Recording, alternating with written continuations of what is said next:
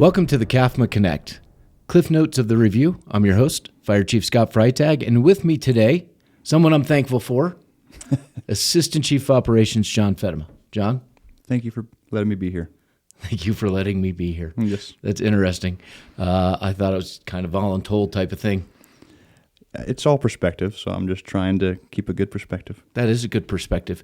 John, I'd like to point out, first and foremost, that we're recording this right before a Thanksgiving holiday, and we're very patriotic here, and I don't think anything says America like an American flag in the background and a turkey from Amazon. The turkey definitely sets it off. Yeah, well, I went home last week and asked Jen, hey, do we have a turkey? And she said, no. Why? But we had a rooster. And so I was willing to bring the rooster in. And she went on Amazon, found a turkey, and ordered it. So here we are. It's a good-looking turkey. It is a good-looking turkey. Well, happy Thanksgiving. Have big plans for the Thanksgiving holiday? We are, it's going to be fun. We're going to head up to the North Rim, and we're going to have Great. Thanksgiving in a wall tent in 15-degree temperatures, and we're going to cut a Christmas tree at the same time. So, yeah, we're looking forward to it. It should be fun. That's the holidays right there. That's almost like Christmas vacation. Almost. Similar. Yes.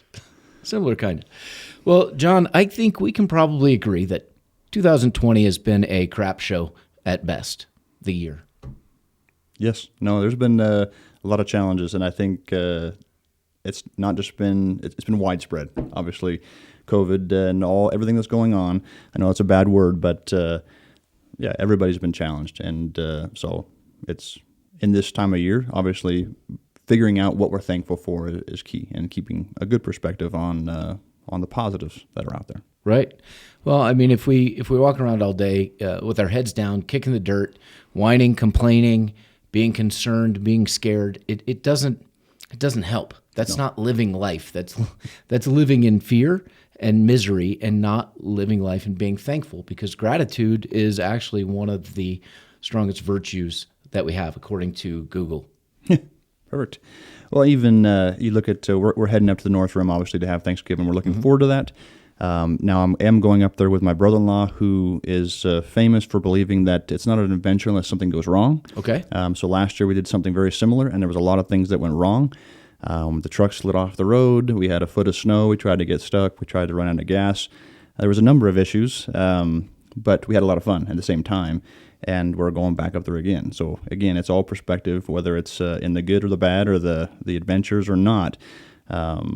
This whole life is an adventure, so you got to figure out the positives, along the way. Absolutely. And, I don't disagree with your brother-in-law. When I talk about my trip to the Rubicon last August and go through all of the challenges that we faced there, my wife looks at me and says, how can you even think that that's fun? I made it to the Rubicon Trail, which was a 30-year bucket list item for me. I don't care what else went wrong. It just added to the story, as frustrating as it may have been at the time. But I agree with you, John. I think we need to look back in this year, and that's what we talk about in the review this week, is having that sense of gratitude and looking back at 2020, putting all of the crap aside and saying, what in here am I thankful for this year?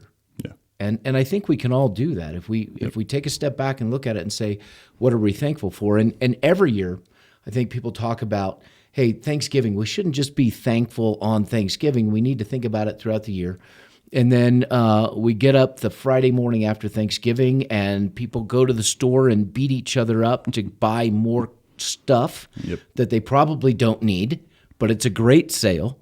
So we move from thankful for one day to being greedy the next day.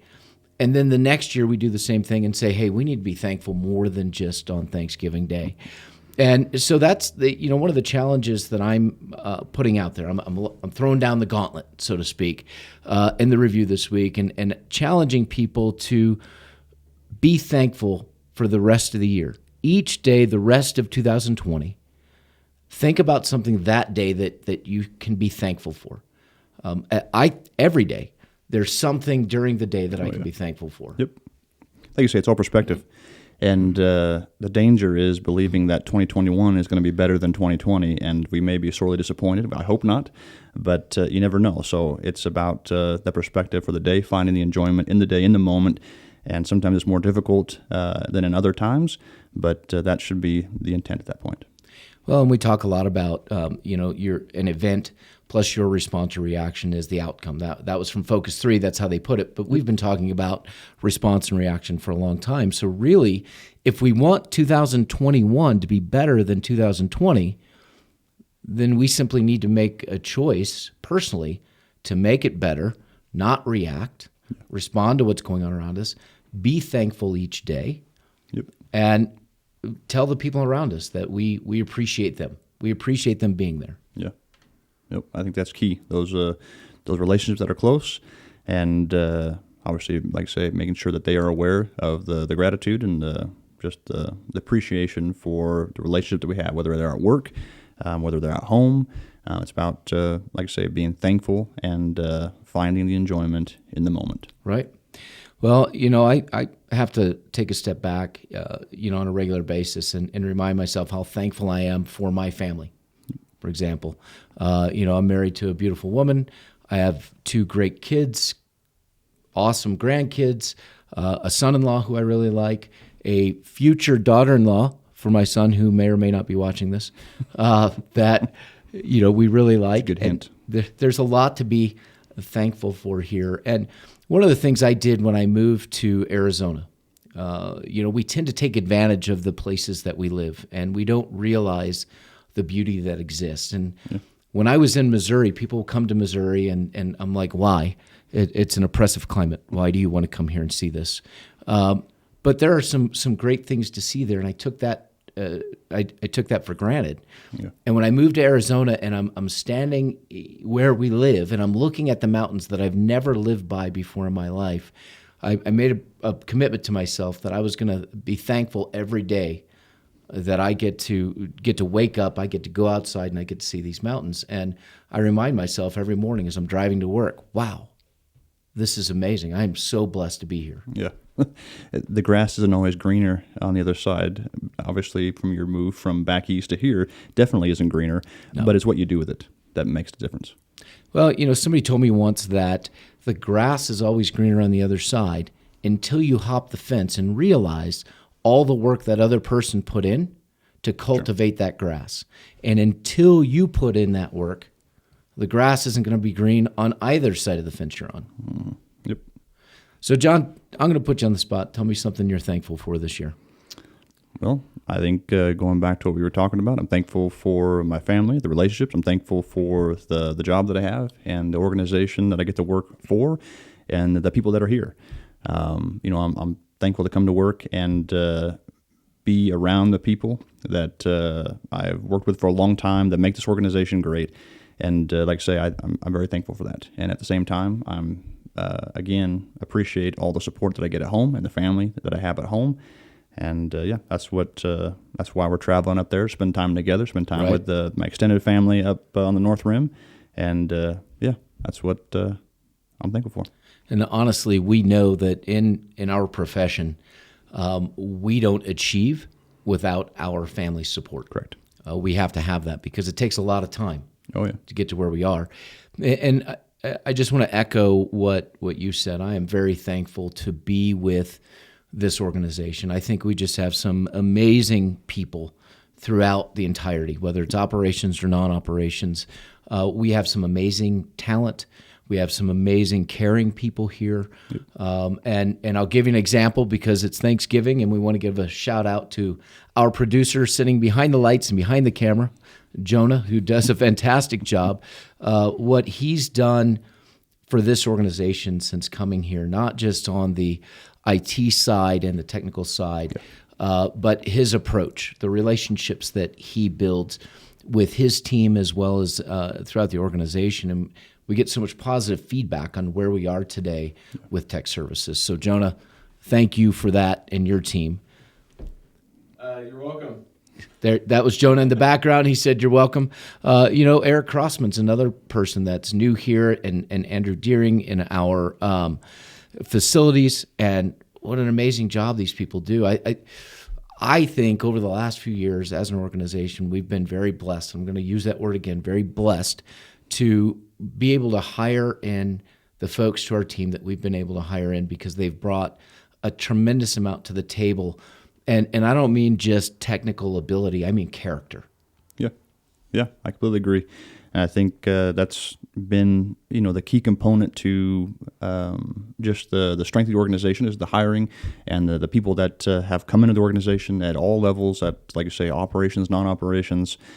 It's the character of the people to continue to move forward and want to make the organization better, want to make each other better. I think that's what helps to define this organization overall, and that's what helps when we go out and visit other organizations and help other organizations. Sometimes I think that's what stands out the most, is a support for one another and support to move the organization forward. And I think that's, again, part of the reason I'm grateful just to be here. And that's one of the things that we've tried to do in 2020, John, is really... since we can't travel as much and we've been more stuck close to home, we haven't just sat here and let the grass grow under our feet. Not that it would here, because, well, it's all dead. Brown. It's brown. Yeah, we could spray paint it. But what we've done is really focused on some of the things we can do internally to continue improving the organization. One of those, I'm reading 2 books right now, which is difficult for me because my attention span.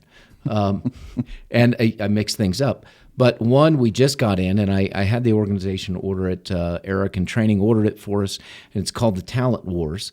And it's about recruiting the right people, the right character, the right ethical backgrounds for your organization. And so we got that for staff as well as human resources, so we can try to continue. What are some other things we can do to attract the right people to our organization? Mm-hmm. Yeah. No, I think the attraction is we want to bring the people in, and obviously a component to that is always brought up is the wage and benefits, and obviously that there's a lot that is in the works on the back end right now to help improve that part as well, to strengthen the recruitment and just to make sure that we are being considered that as well, because we can be a great organization, but we also want to make sure that we're maintaining that focus as well. Yeah, absolutely. And I think the other attraction of this agency, and I don't think you can deny it, is this right here. See? Probably not our strongest argument. It's a train wreck, but it's a solid train wreck. It's our train wreck. So yeah, it's our train wreck, and we appreciate it. And so we appreciate everybody coming in and doing that. The other book I'm reading is Radical Candor. More on that in the coming weeks as I work my way through these 2 books. But the entire the review this week, even the 2 articles I put in it, are all about gratitude and the importance of gratitude and the importance of being thankful, because I just felt like this year it was vitally important for us to remind everyone there's a tremendous amount in 2020 to be thankful for. So set the crap show that it is aside and look back at the year and say, what successes have I had personally, professionally, with my family, with my friends, whatever it is. Just be thankful and remember that as you celebrate this week. And I'm thankful. I know there's a lot of people traveling right now. Use caution when you travel, but don't stay away from your families. Have as many people over to your house as you would like and enjoy that time together. And if you're sick, don't come into work. So stay home after that. But otherwise, enjoy your family, enjoy your time. Have a great thing. Hope your Thanksgiving was great, because this will air afterwards. It'll air Friday morning. And we're going to start bringing in some other props, random things, just to liven up the studio. We are? Sure. Okay. Yeah, I'll bring some stuff, find some stuff we can bring in. So, John, happy Thanksgiving. Enjoy your time on the North Rim. Jonah, happy Thanksgiving. Enjoy your time with the family. For everyone else out there, happy Thanksgiving. And remember, be thankful for what you have.